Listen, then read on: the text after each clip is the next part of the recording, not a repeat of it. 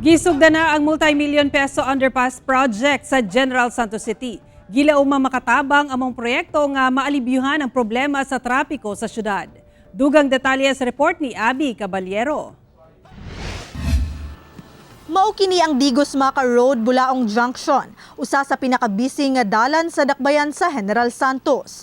Dinhi kasagarang gahuot ang mga sakyanan tungod sa residential o commercial establishment sa palibot ug dinhi nagaagi ang mga padulong sa sentro sa syudad.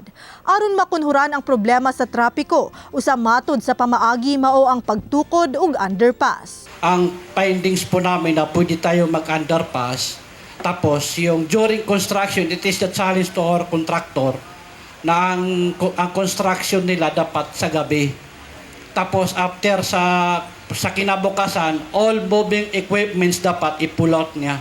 Kasi nakita po namin na itong area na to, ito talaga yung exit entrance ng Jinsan. So, hindi po pwede na i-close. Karong gisugda na ang konstruksyon sa maong proyekto, nagpagawas og traffic advisory ang Department of Public Works and Highways kun DPWH-12. Sa orihinal nga 6 lanes, tag-usa na lang ka lane ang magamit sa matag direksyon. Ginaawhag ang mga driver nga gamito na lang una ang alternate route sama na lang dinhi sa tulay nga nagakonekta sa Barangay City Heights ug Barangay Apopong nga posibleng mahuman sunod bulan. Ginaplastar pasab nga buhatong alternate route ang dalan sa usa ka kasikbit nga subdivision. It should be give and take lang siguro.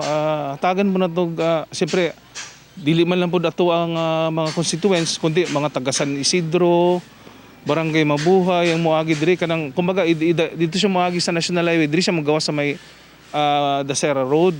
Kinahanglan tanod to assist dara sa Villa Consuelo, magbutang tagtanod. Sumala sa DPWH, gilangkuban sa upat ka phase ang konstruksyon niini nga nagkantidad og 650 million pesos. Ginalaumang Oktubre tuig 2024 mahuman ang maong underpass. Samtang dako sab ang pasalamat sa mga motorista sa maong proyekto kay sila mismo dugay na sab nga naganto sa problema sa trapiko. Mag-open classes na siya. Musabot sa ka-traffic na gyud kay magawas na mga masakyanan. Mas jante. Musabot sa traffic mas maayo nang mabutaw sa underpass man para safety po da mga pasahero ang gatabok gani. Mga sakyan nga dako di na maagi dasto nga ba. Dito na sa division sila maagi.